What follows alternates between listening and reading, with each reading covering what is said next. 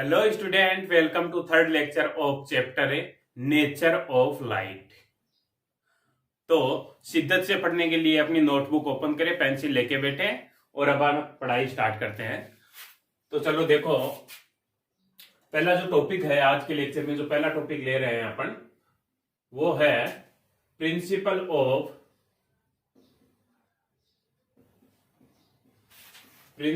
Of superposition.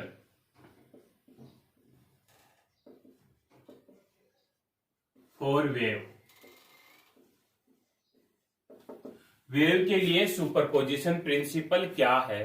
तो देखो, wave के लिए सुपरपोजिशन प्रिंसिपल क्या है? अपने पास में टू वेव और मोर देन टू वेव है। ये जो वेव है, यह एक ही मीडियम में प्रोपोगेट हो रही है।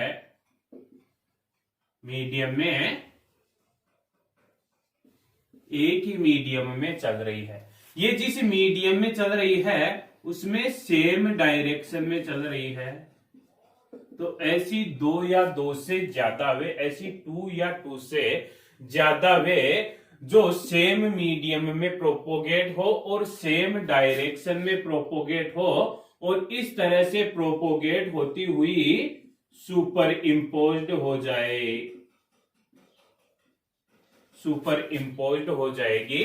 तो दोनों वेव जब एक दूसरे के ऊपर सुपर इम्पोज्ड हो जाएगी, तो अपने पास में एक रिजल्टेंट वेव बनेगी। तो ये जो रिजल्टेंट वेव बनी है, इस रिजल्टेंट वेव का जो एम्पलीट्यूड होगा, जो होगा वह सुपर इम्पोज होने वाली वेव के एम्पलीट्यूड के वेक्टर एडिशन के इक्वल होगा। इस तरह से वेक्टर एडिशन के इक्वल होगा। तो ये था अपना सुपरपोजिशन प्रिंसिपल वेव के लिए। क्या था सुपरपोजिशन प्रिंसिपल? कि अपने पास में टू या टू से ज्यादा वेव है। वो जो वेव है वह किसी मीडियम में प्रोपोगेट हो रही है सेम डायरेक्शन में, एक ही डायरेक्शन में किसी मीडियम में प्रोपोगेट होती हुई सुपर इम्पोज्ड होती है। तो सुपर इम्पोज्ड होने से क्या होगी? रिजल्टेंट वेव बनेगी। वो जो रिजल्टेंट वेव बनी है, उस रिजल्टेंट वेव का जो एम्पलीट्यूड होगा, वह एम्पलीट्यूड सुपर इम्पोज होने वाली वेव के वेक्टर एडिशन के इक्वल होगा। तो ये था अपना सुपरपोजिशन प्रिंसिपल फॉर वेव। बात समझ में आई? ये सुपरपोजिशन प्रिंसिपल जो है अपन अलग अलग जगह पढ़ेंगे, बहुत जगह पढ़ेंगे। तो इसका बेसिक कॉन्सेप्ट आपको क्या याद रखना है कि सुपरपोजिशन का मतलब है कि आपको सबका वेक्टर एडिशन करना है। ठीक है, बेसिक मीनिंग जो है सुपरपोजिशन का वो यही है। यहाँ पे अपन वेव की बात कर रहे हैं, तो वेव के लिए एम्पलीट्यूड का वेक्टर एडिशन कर दिया। जब अपन इलेक्ट्रोस्टैटिक्स पढ़ेंगे तो वहां पे फोर्स का वेक्टर एडिशन कर देंगे। ठीक, तो ये था अपना principle of superposition.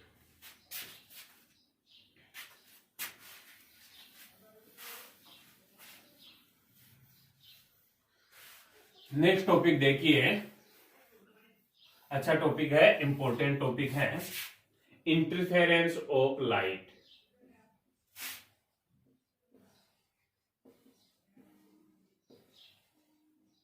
Interference of light. तो देखो, लाइट का इंटरफेरेंस क्या होता है? टू वेव्स और मोर देन टू वेव्स। अपने पास में दो या दो से ज्यादा वेव है। ये जो वेव है अपने पास में, ये वेव कैसी है? इन वेव की फ्रीक्वेंसी जो है वह सेम फ्रीक्वेंसी। ठीक है, और ये जो वेव है इनका एम्पलीट्यूड भी जो है ऑलमोस्ट सेम एम्पलीट्यूड। ये जो वेव है अपने पास में, दो या दो से ज्यादा वेव जो है वो सेम फ्रीक्वेंसी की है, सेम एम्पलीट्यूड की है और एक ही मीडियम में प्रोपोगेट हो रही है और एक ही डायरेक्शन में प्रोपोगेट हो रही है। अगर इन दोनों वेव की ये चार कंडीशन है, चार कंडीशन कौन सी? सेम फ्रीक्वेंसी है, ऑलमोस्ट सेम एम्पलीट्यूड है, सेम भी हो सकता है और ऑलमोस्ट थोड़ा बहुत आगे पीछे हो सकता है, ऑलमोस्ट सेम एम्पलीट्यूड है, सेम मीडियम में प्रोपोगेट हो रही है और सेम डायरेक्शन में। अगर ये चार कंडीशन है तो ये वेव जब सुपर इम्पोज्ड होती है, ये वेव जब सुपर इम्पोज्ड होती है तो मीडियम जो है अपना, उस मीडियम के कुछ पॉइंट पे जो लाइट की इंटेंसिटी जो है, इंटेंसिटी जो है लाइट की, वह कुछ पॉइंट पे इंटेंसिटी जो है वह मैक्सिमम होती है और कुछ पॉइंट पे इंटेंसिटी जो है वह मिनिमम होती है। लाइट का ये जो फिनोमिना है, यही जो अपने पास में फिनोमिना है, इसी फिनोमिना को अपन क्या कहते हैं? लाइट का इंटरफेरेंस कहते हैं। ये जो फिनोमिना बना अपना, इसी फिनोमिना को क्या कहेंगे अपन? इंटरफेरेंस ऑफ लाइट कहेंगे। तो क्या था लाइट का इंटरफेरेंस? एक बार दोबारा देखो।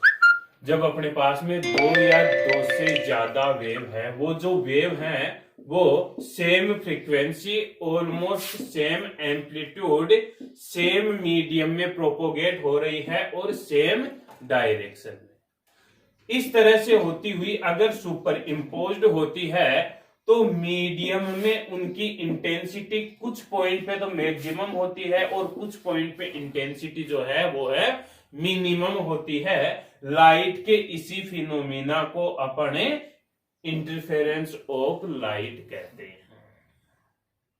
तो बात समझ में आई इंटरफेरेंस ऑफ लाइट क्या है। और दूसरी बात, ये जो लाइट का इंटरफेरेंस जो है यह वेव की प्रॉपर्टी है।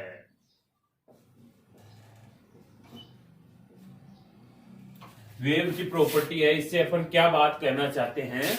इससे अपन ये कहना चाहते हैं कि अपन को कहीं पे प्रूव करना है कि ये चीज जो है यह वेव है या नहीं है।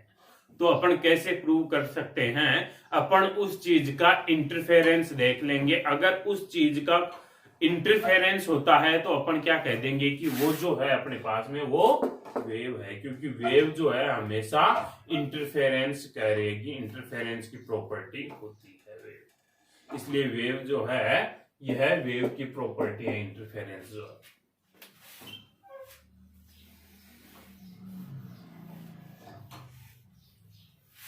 अब ये जो इंटरफेरेंस जो है यह टू टाइप्स का होता है। ये जो इंटरफेरेंस है यह टू टाइप्स का होता है। एक तो होता है कंस्ट्रक्टिव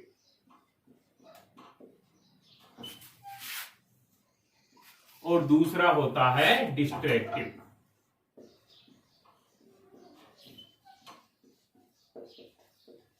एक तो होता है कंस्ट्रक्टिव और दूसरा होता है डिस्ट्रक्टिव। तो देखो कंस्ट्रक्टिव इंटरफेरेंस क्या होता है? कंस्ट्रक्टिव इंटरफेरेंस होता है जब अपन को मीडियम में लाइट की मैक्सिमम इंटेंसिटी मिलती है। जब अपन को मीडियम में लाइट की मैक्सिमम इंटेंसिटी मिलती है तो वहां पे कंस्ट्रक्टिव इंटरफेरेंस होता है। मैक्सिमम इंटेंसिटी जहां पे मिलती है लाइट की, वहां पे कंस्ट्रक्टिव इंटरफेरेंस होता है। दूसरी बात, अब इसी को अपन इस तरह से बोल सकते हैं, अगर मीडियम में अपन को सुपर वेव के सुपर इम्पोज से मीडियम में कहीं पे अपन को लाइट की मैक्सिमम इंटेंसिटी मिल रही है तो वहां पे कंस्ट्रक्टिव इंटरफेरेंस होगा, ये भी बोल सकते हैं अपन। तो एक तो क्या होता है, इसमें मैक्सिमम इंटेंसिटी मिलती है। दूसरी बात क्या है, ये जो वेव जो सुपर इम्पोज्ड हो रही है उन वेव के बीच में जो फेज डिफरेंस होता है, सुपर इम्पोज्ड होने वाली वेव के बीच में फेज डिफरेंस जो होता है वह है ओड कंस्ट्रक्टिव है, तो इवन मल्टीपल ऑफ पाई, मतलब पाई का जो है वह इवन मल्टीप्लाई होता है। फेज डिफरेंस जो होगा, सुपर इम्पोज होने वाली वेव के बीच में जो फेज डिफरेंस होगा वह पाई का इवन मल्टीप्लाई होगा, इवन मल्टीप्लाई ऑफ पाई। कहने का मतलब फेज डिफरेंस जो होगा वह कितना होगा, 2n पाई होगा। अगर अपन पाथ डिफरेंस की बात करें तो पाथ डिफरेंस जो होता है वह n लेमडा होता है, मतलब लेमडा का इंटीजर होता है, लेमडा का इंटीजर होता है। तो ये हो गया अपना पाथ डिफरेंस। कहने का मतलब तीसरी बात क्या कह सकते हैं अपन, जो सुपर इम्पोज्ड होने वाली वेव जो हैं वो सारी की सारी वेव जो है वो सेम फेज में होगी। सेम फेज में कैसे होगी, क्योंकि इवन मल्टीप्लाई जो किया अपन ने 2n पाई किया, एक बार 0 डिग्री एंगल लिया, फिर n की जगह 1 रखा तो कितना हो गया 360, तो वापस वो सेम कंडीशन आ गई। फिर 3 रखा तो कितना हो गया 720, तो वापस वही कंडीशन आ गई। तो सारी वेव जो सुपर इम्पोज्ड हो रही है वो सारी वेव सेम फेज में होगी। तो अगर सारी वेव सेम फेज में होती है तो उसको क्या कह सकते हैं अपन, कंस्ट्रक्टिव इंटरफेरेंस। तो यहां अपन ने क्या पढ़ा कि इंटरफेरेंस जो है वह टू टाइप्स का होता है, एक तो होता है कंस्ट्रक्टिव और एक होता है डिस्ट्रक्टिव। तो कंस्ट्रक्टिव इंटरफेरेंस अपन स्टडी कर रहे हैं। तो कंस्ट्रक्टिव इंटरफेरेंस क्या हो गया कि अगर मीडियम में कहीं पे अपन को लाइट की सुपर इम्पोज होने से लाइट की मैक्सिमम इंटेंसिटी मिलती है तो वहां पे कंस्ट्रक्टिव इंटरफेरेंस होगा। दूसरी बात, कंस्ट्रक्टिव इंटरफेरेंस के लिए सुपर इम्पोज्ड होने वाली वेव के बीच में जो फेज डिफरेंस होता है वह है इवन मल्टीप्लाई ऑफ पाई होता है, पाई का इवन मल्टीप्लाई होता है। कहने का मतलब फेज डिफरेंस, सॉरी यहाँ पे पाथ डिफरेंस, हाँ जी यहाँ पे सही है। फेज डिफरेंस जो होगा वो है कितना हो जाएगा 2n पाई हो जाएगा, और पाथ डिफरेंस जो होगा वह n लेमडा होता है। कहने का मतलब है अब 2n पाई हो गया तो इसे अपन क्या कह सकते हैं कि पाई जो है 0 डिग्री, एक बार n की वैल्यू कितनी रखी, यहाँ पे n की वैल्यू रख सकते हैं अपन 0 1 2 3, इस तरह से वैल्यू पुट डाउन कर सकते हैं। 0 रखा तो 0, 1 रखा तो 2 पाई, 2 रखा तो कितना हो गया 4 पाई, और 3 रखा तो 6 पाई। तो ये जो एंगल है अपना 0 डिग्री, यहाँ पे आप 2 पाई घूम के आए वापस यहीं पे आ गए, फिर 2 पाई घूम के आए यहीं पे आ गए। इस तरह से सारी वेव जो है वो सेम फेज में होगी। तो ये जो है जितना अपन ने पढ़ा उसको नोट कीजिए अभी। इंटरफेरेंस क्या हो जाएगा, डिस्ट्रक्टिव इंटरफेरेंस, अगर अपन को वेव के सुपर इम्पोज से लाइट की जो इंटेंसिटी है वह है मिनिमम मिलती है, मिनिमम इंटेंसिटी, लाइट की जो इंटेंसिटी है वो मिनिमम इंटेंसिटी होती है। दूसरी बात क्या कह सकते हैं अपन कि इसके लिए जो फेज डिफरेंस जो होगा, फेज डिफरेंस जो होगा वह है पाई का ओड मल्टीपल होगा। फेज डिफरेंस जो होगा वह है पाई का ओड मल्टीपल होगा। कहने का मतलब फेज डिफरेंस जो होगा, फेज डिफरेंस वह कितना हो जाएगा 2n - 1 पाई फेज डिफरेंस होगा। अगर पाथ डिफरेंस की बात करूं मैं, पाथ डिफरेंस, तो यहां पे जो पाथ डिफरेंस जो होगा वो होगा आपका लेमडा बाई 2 का मल्टीप्लाई, लेमडा बाई 2 का मल्टीप्लाई जो है वो पाथ डिफरेंस होगा। इसको अपन बाद में भी देख लेंगे। तो ये यहाँ पे, और अब नेक्स्ट बात क्या कह सकते हैं अपन कि यहाँ पे देखो पाई का ओड मल्टीप्लाई होगा, मतलब कितना होगा पाई होगा, 3 पाई होगा, 5 पाई होगा, 7 पाई होगा।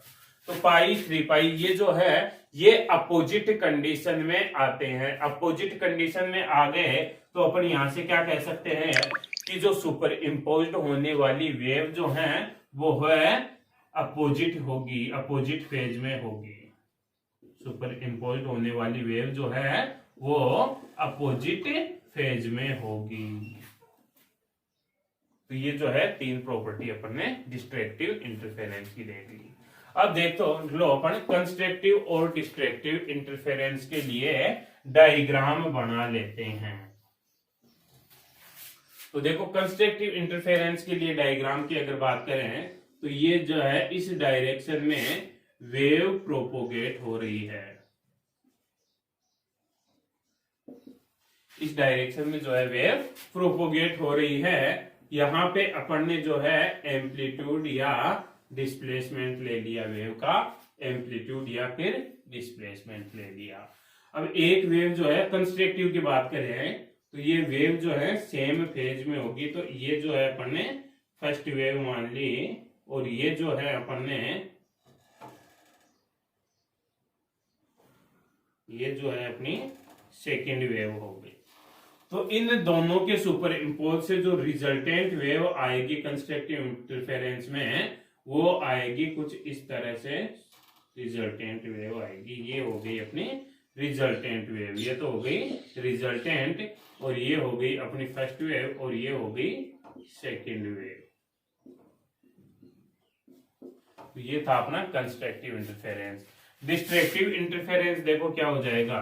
डिस्ट्रक्टिव इंटरफेरेंस में ये है अपनी फर्स्ट वेव, ठीक है। सेकेंड वेव जो है वह इसके अपोजिट फेज में होगी, अपोजिट फेज में होगी। तो सेकेंड वेव कुछ इस तरह से होगी। इन दोनों के सुपर इम्पोज से जो रिजल्टेंट वेव जो आएगी वह कुछ इस तरह से आएगी, इस तरह से। तो ये तो हो गई रिजल्टेंट, ये हो गई अपने पास में सेकेंड वेव और ये हो गई फर्स्ट वेव। तो ये हो जाएगा अपना डिस्ट्रक्टिव इंटरफेरेंस। इस डायरेक्शन में जो है वेव प्रोपोगेट हो रही है, आगे चल रही है इस डायरेक्शन में और ये हो गया इस पे वेव का एम्पलीट्यूड या अपन कहें वेव का डिस्प्लेसमेंट या फिर एम्पलीट्यूड। तो ये था अपना डिस्ट्रक्टिव इंटरफेरेंस। बात समझ में आई। Constructive interference and destructive interference का अपन ने डायग्राम।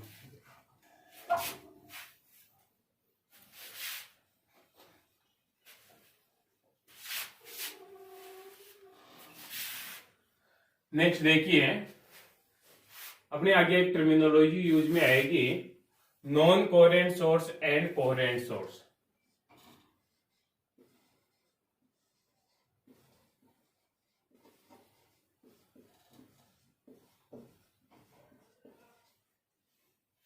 नॉन कोहेरेंट सोर्स और कोहेरेंट सोर्स।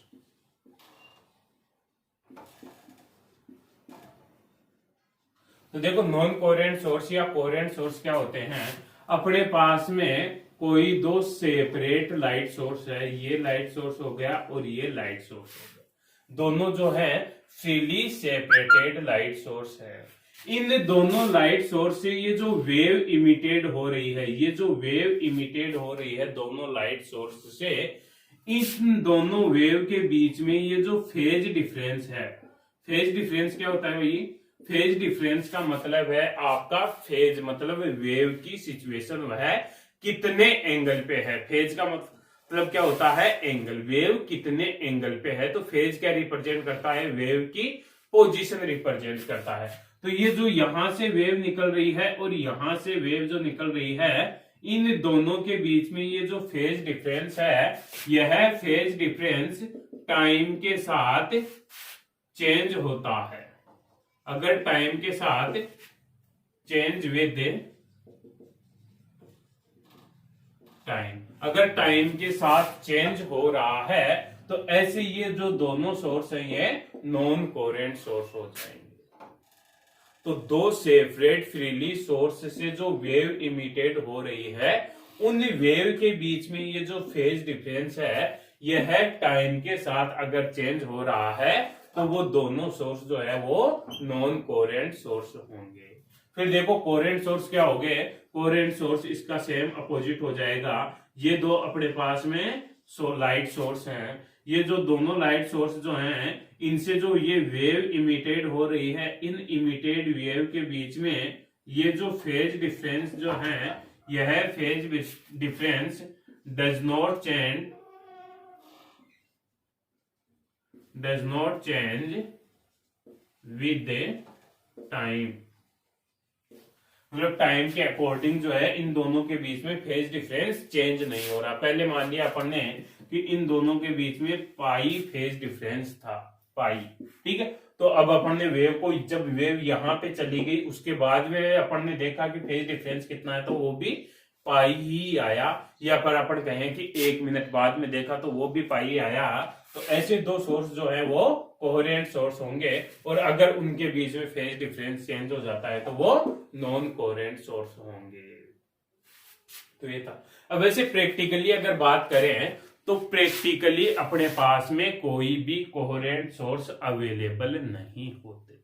कोई भी सोर्स जो है वो कोहेरेंट सोर्स नहीं होता है। आपने 2 बल्ब जला लिए लाइट के, फिर आप कहोगे दोनों बल्ब जो है वो 100 वोल्ट के हैं, लेकिन वो दोनों बल्ब जो है वो कोहेरेंट सोर्स नहीं होंगे, चाहे उनमें सेम इलेक्ट्रिसिटी आ रही हो। तो फिर कोहेरेंट सोर्स फाइंड आउट करने के लिए क्या किया अपन ने, कुछ स्पेशल मेथड जो थे वो स्पेशल मेथड यूज में लिए कोहेरेंट सोर्स फाइंड आउट करने के लिए।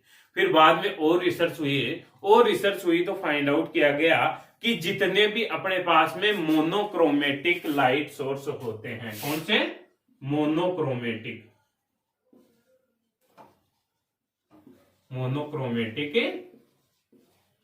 Light source.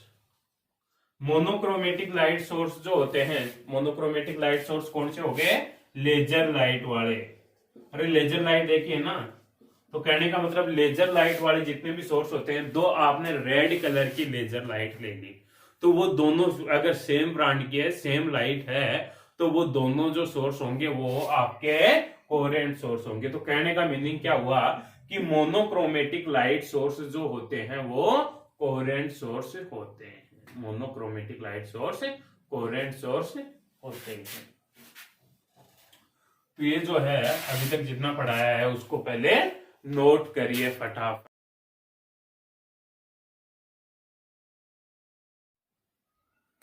हाँ तो देखिए नेक्स्ट टॉपिक जो है अपना वो है young double slit experiment. Interference के फिनोमिना को समझाने के लिए थॉमस यंग साइंटिस्ट ने एक एक्सपेरिमेंट किया। तो उन्होंने क्या एक्सपेरिमेंट किया, उन्होंने सन की जो लाइट है, ये मान लो अपने पास में लाइट सोर्स जो है वह लाइट सोर्स सन है, ठीक है। ये अपने पास में सन जो है वो लाइट सोर्स आ गया। अब इंटरफेरेंस के लिए तो अपन को 2 लाइट सोर्स चाहिए और सन तो एक ही लाइट सोर्स हुआ। तो इन्होंने क्या हुआ, और सन जो है वो बहुत ज्यादा डिस्टेंस पे हो गया, तो इस सोर्स से जो लाइट आ रही है वह किस तरह से आएगी, प्लेन वेव फ्रंट के रूप में। तो प्लेन वेव फ्रंट के रूप में जो लाइट आ रही थी, उन लाइट्स को उसने एक स्लिट एस में से पास करवाया। यहां से जो है प्लेन वेव फ्रंट के रूप में लाइट आएगी, इस तरह से जो है लाइट आएगी। जब वो लाइट एस स्लिट में से पास होती है तो यह जो है स्फेरिकल वेव फ्रंट के रूप में पास होगी। इस तरह से जो है ये लाइट पास होगी, इस तरह से, ठीक है। अब इस स्लिट एस के आगे उन्होंने एक स्क्रीन लगाई और उस स्क्रीन में एस से सेम डिस्टेंस पे 2 होल S1 और S2 क्रिएट कर दिए। यहाँ पे इसने S1 और यहाँ पे जो है S2 होल क्रिएट कर दिए। तो ये 2 होल हो गए और यह दोनों होल जो है S से सेम डिस्टेंस पे है। दोनों की जो डिस्टेंस है वो सेम है और दोनों जो है सेम डिस्टेंस पे हैं, तो S1 और S2 जो है वो सेम वेव फ्रंट पर होंगे। दोनों एक ही वेव फ्रंट पर होंगे, दोनों एक ही वेव फ्रंट पे होंगे। तो वेव फ्रंट का प्रत्येक पॉइंट जो है, every point work as a light source, एक लाइट सोर्स की तरह बिहेव करता है। जहां से लाइट वेव्स इमिटेड होती है, जिनको अपन सेकेंडरी वेव्स बोलते हैं। तो ये जो वेव फ्रंट का ये जो पॉइंट है, यह भी एक लाइट सोर्स की तरह बिहेव करेगा, जिसको अपन सेकेंडरी लाइट सोर्स कहेंगे। अब ये जो सेकेंडरी लाइट सोर्स है, इससे वेव इमिटेड होगी। वेव किस तरह से होती है, इस तरह से वेव जो है वो इमिटेड होगी। इस तरह से वेव इमिटेड होगी, तो वेव का ये जो पार्ट होता है, इसको तो बोलते हैं अपन क्रिस्ट, जो ऊपर होता है, और इसको बोलते हैं अपन थ्रो, TROUGH, इसको बोलते हैं अपन थ्रो। तो वेव जो है वो क्रिस्ट और थ्रो के रूप में इमिटेड होती है। तो यहां में क्रिस्ट, वेव की क्रिस्ट को रिप्रेजेंट करने के लिए जो है कंटिन्यूअस वेव फ्रंट के रूप में इमिटेड होगी। तो ये इस तरह से कंसिडरिंग कंटिन्यूअस हाफ सर्किल बना दिया, हाफ स्फीयर बना दिया, ठीक है। और इस तरह से इसको रिप्रेजेंट करने के लिए यहाँ पे जो है मैंने डैश डैश बना दिया। ये डैश डैश जो है ये थ्रो को रिप्रेजेंट करता है। फिर जो है थ्रो के बाद में वापस क्या आ जाएगा, क्रिस्ट आ जाएगा। इस तरह से वापस इसमें भी जो है ये क्रिस्ट हो गया, ये थ्रो हो गया अपना, और ये जो है वापस क्रिस्ट हो गया। आगे और बनाए हैं तो इसके बाद में क्या आएगा, इसके बाद में जो है अपना क्रिस्ट आएगा इस तरह से। ये जो क्रिस्ट है ये यहाँ में आएगा, यहाँ पे। इसके बाद में यहाँ पे भी जो है क्रिस्ट आएगा इस तरह से। इसके बाद में वापस जो है, सॉरी ये थ्रो था, वापस जो है इसमें क्रिस्ट आएगा इस तरह से।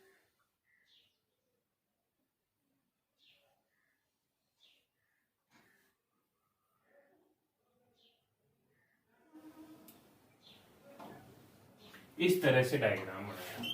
तो उन्होंने क्या देखा, इन दोनों लाइट सोर्स से जब इंटरफेरेंस होता है, S1 और S2 से जो वेव इमिटेड हो रही है, उन वेव के बीच में जब इंटरफेरेंस हुआ, तो उन्होंने यहाँ पे एक स्क्रीन काम में ली। उस स्क्रीन पे इन्होंने डार्कर और ब्राइट जो है वो स्लिट दिखाई दी। कई जगह जो है वो डार्क पॉइंट दिखाई दिए, और कई जगह जो है ब्राइट पॉइंट दिखाई दिए। तो डार्क और ब्राइट पॉइंट दिखाई दिए, तो उन्होंने क्या कहा कि वहां पे इंटरफेरेंस हो रहा है। अब ये डार्कर और ब्राइट पॉइंट जो है वह क्लियरली दिखाई नहीं दे, इतनी ज्यादा अपन इसको क्लियरिटी से देख नहीं पाते। तो इसी ने अपने एक्सपेरिमेंट को जो है थोड़ा सा मॉडिफाई किया। थोड़ा सा मॉडिफाई करने के बाद में क्या लिया, यहाँ पे जो सनलाइट थी, उस सनलाइट की जगह पर इन्होंने मोनोक्रोमेटिक लाइट सोर्स लिया। मोनोक्रोमेटिक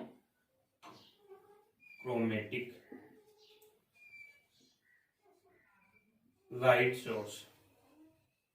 तो ये जो मोनोक्रोमेटिक लाइट सोर्स था, इस मोनोक्रोमेटिक लाइट सोर्स को इन्होंने एक स्लिट S से पास करवाया। जब लाइट स्लिट S से पास होती है तो वह स्पेरिकल वेव फ्रंट के रूप में पास होती है। ये जो है अपने पास में स्पेरिकल वेव फ्रंट है।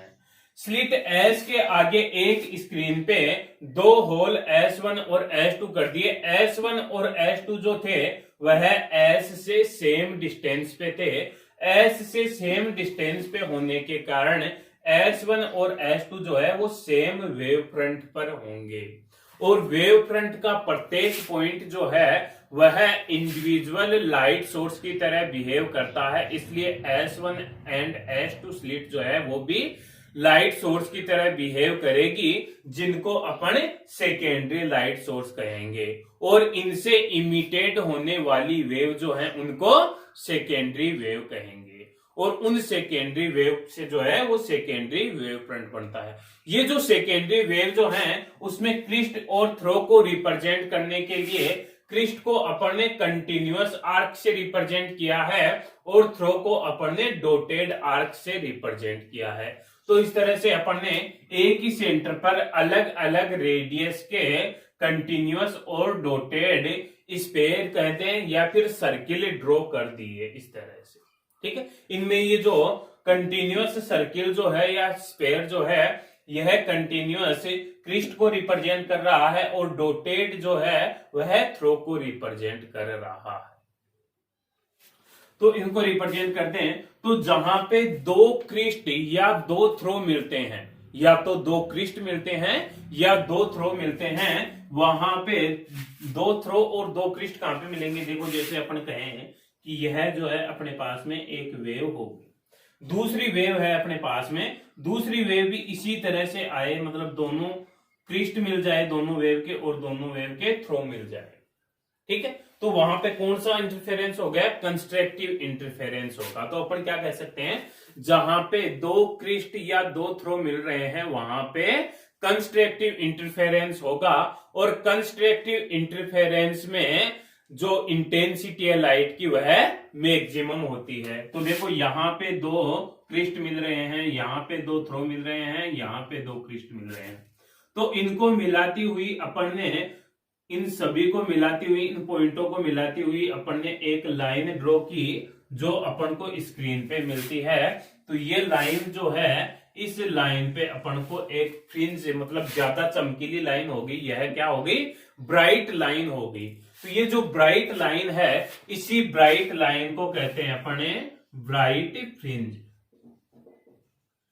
स्क्रीन पे जो अपन को ब्राइट लाइन रिप्रेजेंट हुई थी, उसी ब्राइट लाइन को अपन ब्राइट फ्रिंज कहते हैं। और इसी तरह से अगर अपन एक वेव के क्रिस्ट को दूसरे वेव के थ्रो से मिल रहा है, जहां पे क्रिस्ट और थ्रो मिल रहा है, उन पॉइंटों को मिलाए, जैसे इसका जो है क्रिस्ट मिल रहा है और दूसरे वाले का थ्रो मिल रहा है, यहाँ पे ये मिल गए, ये मिल गए। तो इन पॉइंटों को मिलाती हुई अगर अपन लाइन खींचे तो इन पॉइंटों पे क्या होता है, जहां पे एक पे क्रिस्ट इस तरह से, ये क्रिस्ट है और दूसरे का थ्रो कहां पे आएगा? यहाँ पे थ्रो करना है, तो दूसरी वेव का ये थ्रो और ये क्रिस्ट। तो कहने का मतलब जब क्रिस्ट और थ्रो मिलता है तो डिस्ट्रैक्टिव इंटरफेरेंस होता है।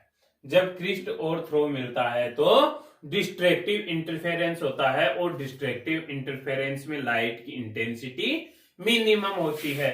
तो इन मिनिमम लाइट की इंटेंसिटी वाले पॉइंट्स को मिलाती हुई जो अपन ने लाइन खींची है, यह लाइन जो है अपन को डार्क रिप्रेजेंट होती है, यहाँ पे डार्क स्ट्रिप रिप्रेजेंट होती है, तो उसको अपन डार्क फ्रिंज बोल देते हैं। इसी तरह से यहाँ पे भी क्रिस्ट और थ्रो मिल रहा है और यहाँ पे भी क्रिस्ट और थ्रो मिल रहा है, तो यहाँ पे भी क्या बन जाएगी? डार्क फ्रिंज मिल जाएगी, डार्क फ्रिंज बन जाएगी। इसी तरह से आगे अपन देखें तो आगे देखो, यहाँ पे क्रिस्ट क्रिस्ट मिल रहे हैं, यहाँ पे जो है थ्रो थ्रो मिल रहे हैं, तो इनको मिलाती हुई लाइन ड्रॉ करें अपन, तो यहाँ पे ब्राइट फ्रिंज मिलेगी। इसी तरह से यहाँ पे क्रिस्ट और यहाँ पे थ्रो थ्रो मिल रहे हैं, तो इनको मिलाती हुई लाइन ड्रॉ करें, तो ये भी जो है अपने पास में ब्राइट फ्रिंज मिल जाएगी। तो इस तरह से अपन को अल्टरनेट जो है डार्क और ब्राइट फ्रिंज मिलती है, और सेंटर में अपन को ब्राइट फ्रिंज मिलती है। ये था अपना यंग का डबल स्लिट एक्सपेरिमेंट। ये जो यंग का डबल स्लिट एक्सपेरिमेंट है, इसकी थ्योरी जो है वो आपको बुक से ही नोट करनी है। तो ये था अपना यंग का डबल स्लिट एक्सपेरिमेंट। एक बार डायग्राम को ध्यान से देखो, और बाकी जो है इसमें थ्योरी है।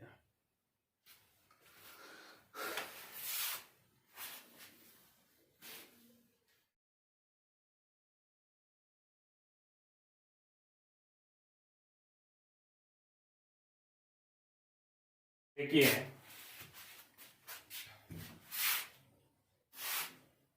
नेक्स्ट टॉपिक है अपना कंडीशन फॉर इंटरफेरेंस। इंटरफेरेंस के लिए क्या क्या कंडीशन होती है, कब इंटरफेरेंस होगा और कब नहीं होगा। तो इंटरफेरेंस होने के लिए कौन कौन सी कंडीशन है, तो वो कंडीशन देखिए। तो देखिए पहली कंडीशन क्या है कि इंटरफेरेंस के लिए अपने पास में जो भी दो सोर्सेज हैं, लाइट सोर्स जो हैं, वो दोनों सोर्स जो हैं उनकी फ्रीक्वेंसी जो है वो सेम होनी चाहिए, सेम फ्रीक्वेंसी होनी चाहिए, ठीक। दूसरा क्या था, अपन ने डेफिनेशन से ही निकाल दें, सेम फ्रीक्वेंसी होनी चाहिए। दूसरा था अपने पास में कि एम्पलीट्यूड जो है वो है ऑलमोस्ट सेम होना चाहिए, ऑलमोस्ट सेम एम्पलीट्यूड होना चाहिए। दोनों वेव जो है उनका ऑलमोस्ट सेम एम्पलीट्यूड होनी चाहिए और दोनों जो है उनके कोहेरेंट सोर्स होने चाहिए।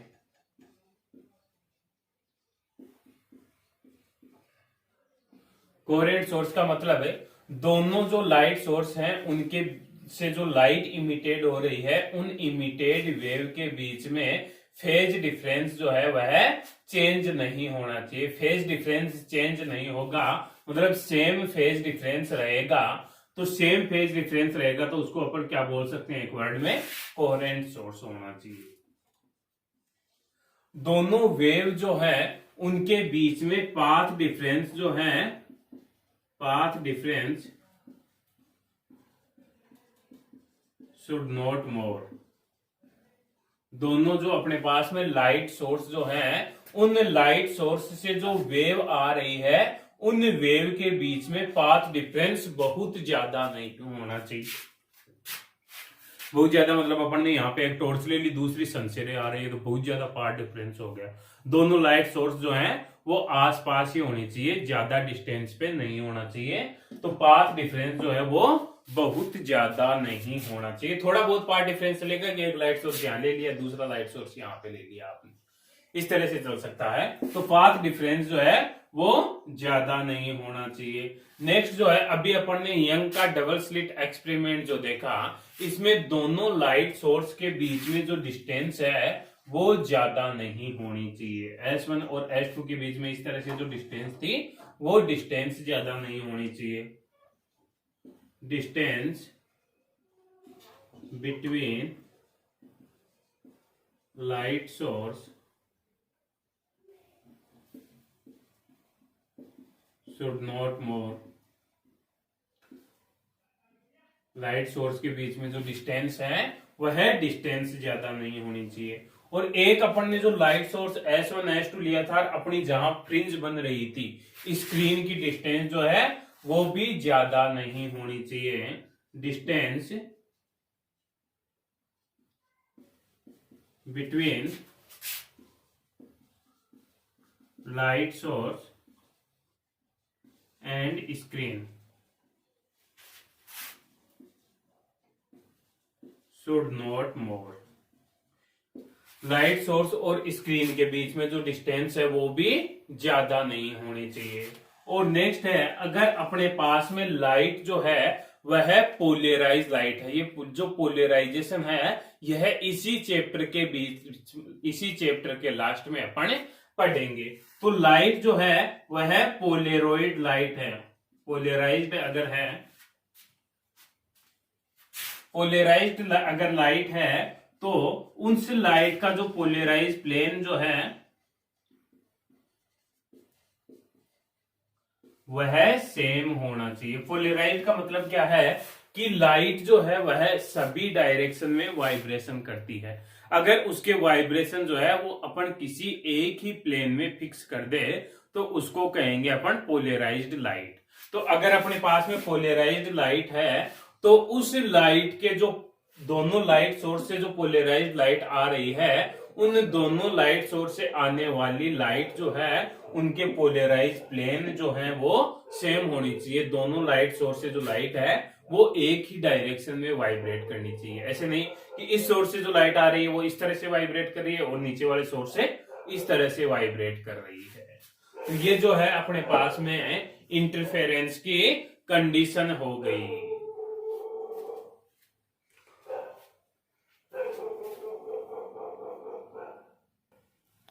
और नेक्स्ट है अपने पास में कि ये जो लाइट सोर्स जो है अपने पास में ये मोनोक्रोमेटिक लाइट सोर्स होने चाहिए। लाइट सोर्स जो है वह मोनोक्रोमेटिक लाइट सोर्स होने चाहिए। सनलाइट जो है उससे इंटरफेरेंस देखा तो था यंग्स ने, लेकिन वो इतना क्लियरली जो है अपन उसको देख नहीं पा रहे थे, तो इन्होंने कहा कि लाइट सोर्स जो है अपन को मोनोक्रोमेटिक लेना पड़ेगा। तो ये जो था आज का टॉपिक था।